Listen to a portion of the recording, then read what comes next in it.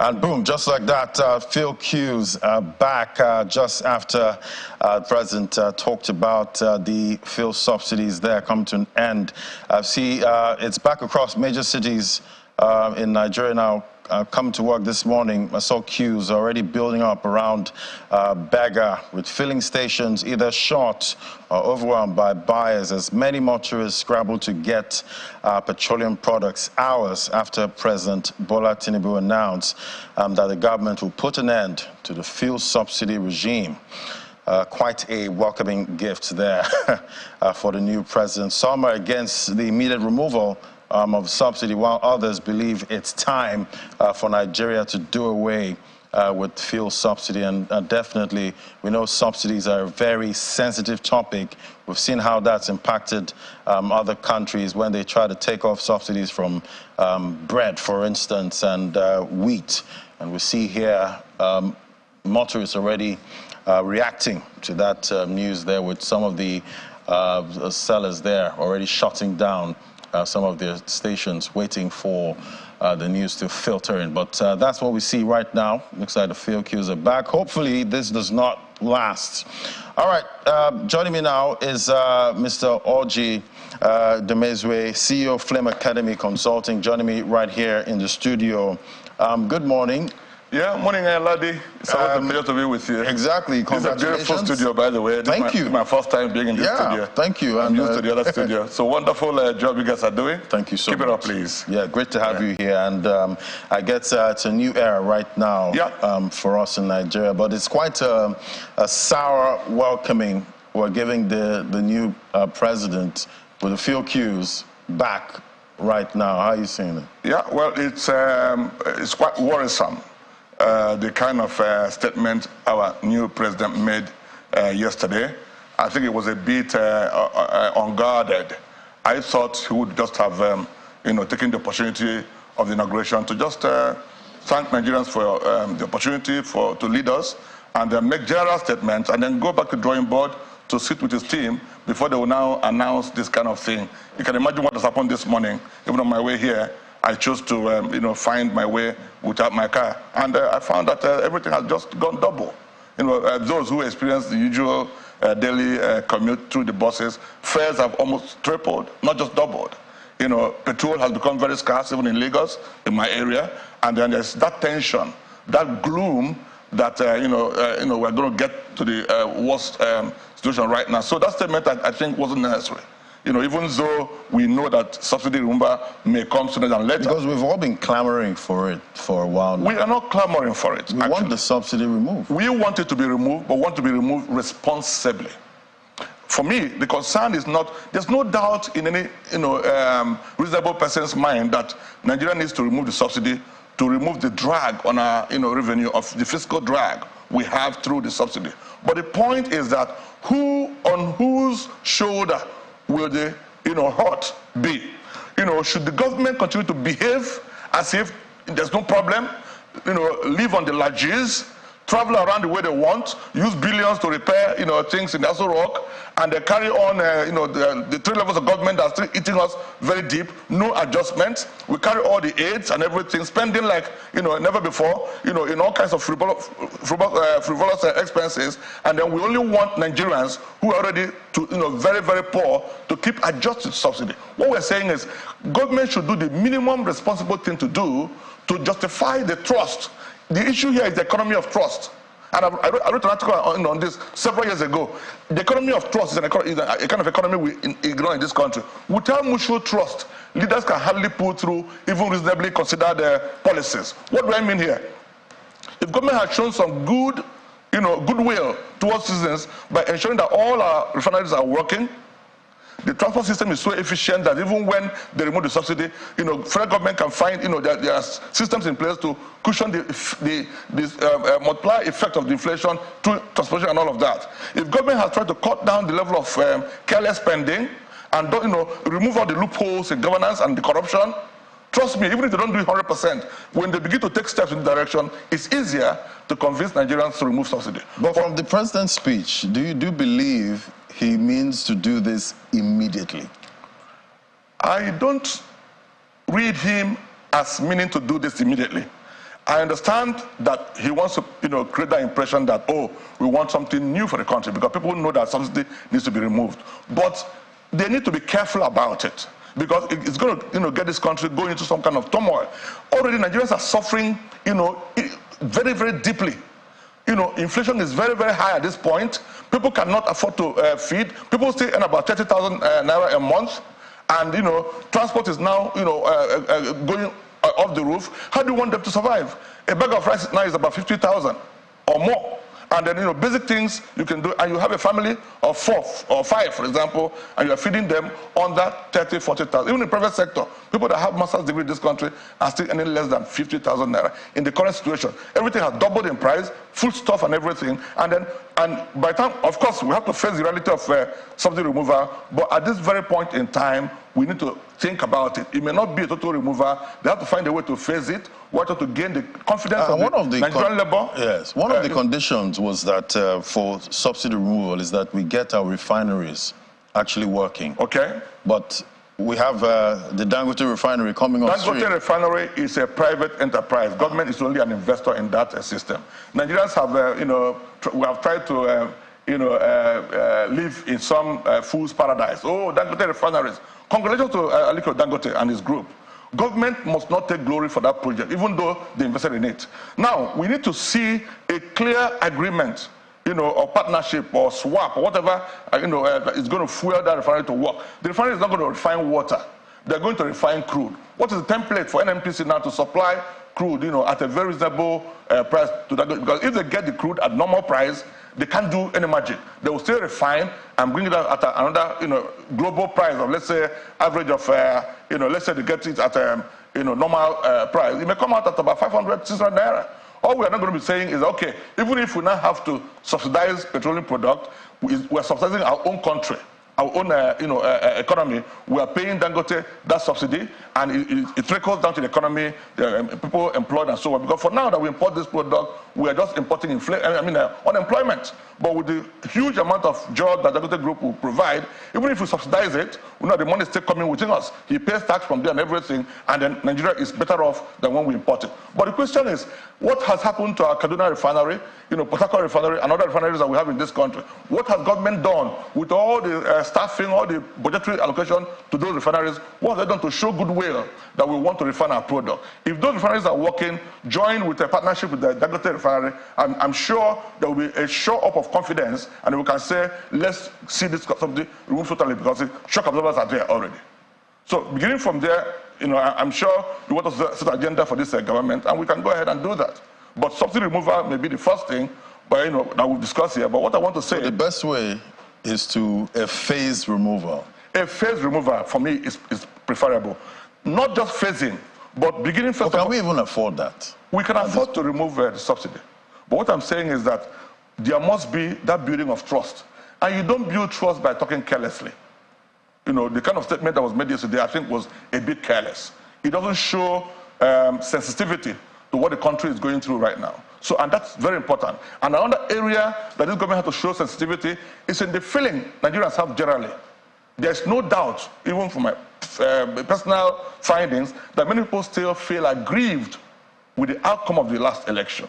So I think that the first thing the government will do in building trust is to ensure that the legal process going on at the tribunal and maybe the Supreme Court goes on without, interference, undue interference by the executive government that's taking over right now. If they get that done, the cloud of illegitimacy covering this government will clear. If we allow the process to go through, because that's part of democracy, no nation can actually grow or move forward with a cloud of injustice and unfairness surrounding it. So this government needs to do that first to ensure an improved legitimacy of governance, improved trust and connectivity between the governed and the government. If that is done, we don't know what the Supreme Court will decide, but let them decide. And if our own dear Tinubu comes back, then I'm sure he will come back with a bigger point of legitimacy. But let this government not interfere with the judicial process. That will help to clear the doubt, and the cloud of uncertainty. And many investors are also by the side watching. What happens with the tribunal, which we hope will end in September, will clear some doubt in Nigeria and then make investors begin to be willing again to jump in here without any iota of doubt and uncertainty. Right, and talking about the economy of trust at this point, another big issue right now is the FX situation, and the president did strike the right notes yesterday, talking about unifying all the windows and some kind of restructuring going on with the CBN. He also mentioned that, talked about the cleansing at this point. And with this whole FX issue, we know another issue with investors is our foreign investors. They need to be able to repatriate their hard-earned currency. He did mention that too. Yeah, that's a very good point for our dear President Asiwaju Bola Ahmed Tinubu, GCFR. Right. If he can take that action as soon as possible, I can assure you that it will be a very big plus for this new government. When something is new, despite the political clout and all of that, when something is new, people have new expectations, new hopes, and new opportunities. I think the time is right for our dear president to quickly rejig the Central Bank of Nigeria. And in rejigging them, also allow them some level of independence to decide the best thing for this country. And if he's able to work on the FX thing, so much goodwill, so much investment will wait for this country. Nigeria used to be a major destination for foreign direct investment and even foreign portfolio investment before now. But where have we gone to? From about 3, 4, 5 billion annually in foreign direct investment to now about 500, 600 million, which is very, very poor. Egypt has taken over and a few other African destinations. Why? Because investors don't like uncertainty. The multiple windows, the multiple currency, windows, is hurting this country much more than what we think we are gaining, trying to prop up the value of naira. So any government that can remove that, how can you be selling dollar in one window at about 460 naira, and then the next window somebody can buy it at 740? Then you have created a very palatable and comfortable avenue for corruption, mismanagement, inefficient allocation, and round tripping. Because somebody can use any documentation under the guise of government, linked to Aso Rock or linked to the central bank, give you documents, whether they are real or fake, nobody now knows, and then collects $1 million from you. $1 million that an exporter, fought so hard, went to the farm, went to the oil well to bring out, and you collect it from him at the central bank at 460. Somebody buys it from you under any guise whatsoever, and in the next window, the person makes 300 naira or more on it. The person will have no other job to do than to keep doing that. So we are funding, or we are legalizing criminality, corruption, and inefficient allocation of our dollars. And that's one reason why foreign direct investors can never come in here.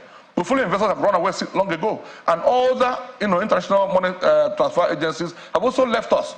Except now that we are trying to compensate people, to collect their money through Western Union and all of that, and then get some bonus. What we have done is to damage all the sources of inflow of US in this country, and leaving only central bank bothering to do that. And that's why we've been hemorrhaging.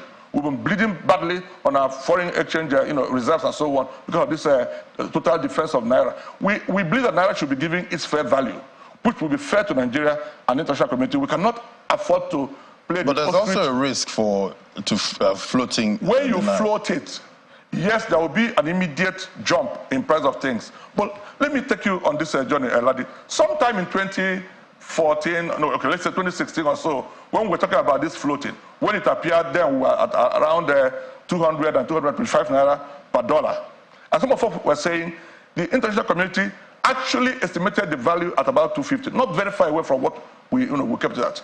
But we never heeded to trying to align the value we thought it has here to the international expression through the futures. And we kept playing a catch-up.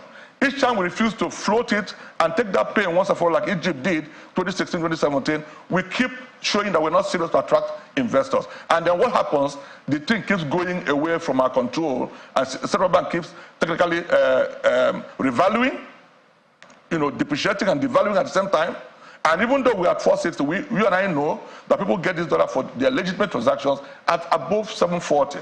So what are we still doing? We're still living, in a fool's paradise, thinking that things are well. What we need to do is to work with the consultants and look at what a fair value is based on the futures, what the world expects our value to be. If you're able to catch that, you're being proactive. You may take some hurt or pain because, while we kept defending from 250, where are we today? Are we not worse off? But if you had floated it, then what has happened today will not happen. Where all sources of foreign inflow, have all dried up. Central bank is now, frittering away our oil revenue to be able to defend the naira. That will stop immediately. You allow investors to bring in their own dollar. Direct investors will come in because they're not living immediately. So if we unify, these windows, at this point, and actually float the naira, it's going to be a managed float. It's a managed float, yes, a managed float. But we still continue this status quo of being an import-dependent economy. That doesn't change anything. That doesn't strengthen the naira, does it? The point is that when we bring in a managed float regime for the FX, what we are going to do is to open up all the avenues of inflow. That does not yet save us from being an import-dependent country. Now, to bring ourselves down, in the level of import that we have, we must do one thing: to make sure that we support the Dangote refinery and make sure all refineries are working. Because for today, Nigeria still spends almost 30 to 40% of our foreign FX receipt in importing things. When we do that, that will remove so much burden, on this country in terms of balance of payment, equilibrium, or trying to achieve a net exporter position. So we must eliminate every form of importation of petroleum byproducts, whether it's a DPK or the automated gas oil or the aviation fuel and all of that. Right. We must stop importing them. This is anyway. Thank God for Dangote refinery. I think on that, this government must partner with Dangote and make sure the refinery works. Even if we subsidize what they do, it is still subsidizing our own economy. Okay. Having said that, what about non-oil export? Why must we still be importing rice, tomatoes, and other several other goods that we can make in this country? So this government must genuinely begin to focus on non-oil export, agriculture basically, solid minerals. Can we give account of these things? How are we growing them deliberately? We only talk about that when oil price crashes below some level, then we wake up again and talk, how do we export this and that? But we know that some states in this country had done vegetable export. Some people had done, other exports that are very critical to us. There are several, whether it's the pyramid in the north, the groundnut and so on, the grains, which we have in excess, or the bananas and plantains and so on, or the vegetables that we have in abundance around this country can export so much, and Africa is waiting. And the recently engineered AFTA, that's African Continental Free Trade Agreement, right, is there to enable Nigeria to supply things to Africa. Even petroleum product, Nigeria is a big partner in Africa. Right. So and if we're able to fill that gap, then much of Africa will stop importing things from the rest of the world. I believe it's time to become, change the narrative and become more export-driven economy. But thank you. Human capital is very important there. Exactly. So I also urge this government to pay attention to human capital, beginning with our health systems, education. Right. Investing a lot in our education, and of course, training of government processors and equipping people to do better. Let's hope in the end that we get it right this time around. Right. Despite the hurting news of subsidy yesterday, exactly. I pray that this government will actually succeed. I pray. And also pray that whatever the Supreme Court decision is, that we all abide by it and move forward in this country. I'm guessing so 100 days starts now. Yeah, first 100 days starts immediately. Thank you so much, Mr. Oji. Thank you for inviting me. CEO of Flame Academy Consulting. Thank you so much. Thanks, Laddie. All right, so after the break, we'll look at revenue sources for the new government as major stakeholders recommend tax increases. That's our next discussion. Just stay with us.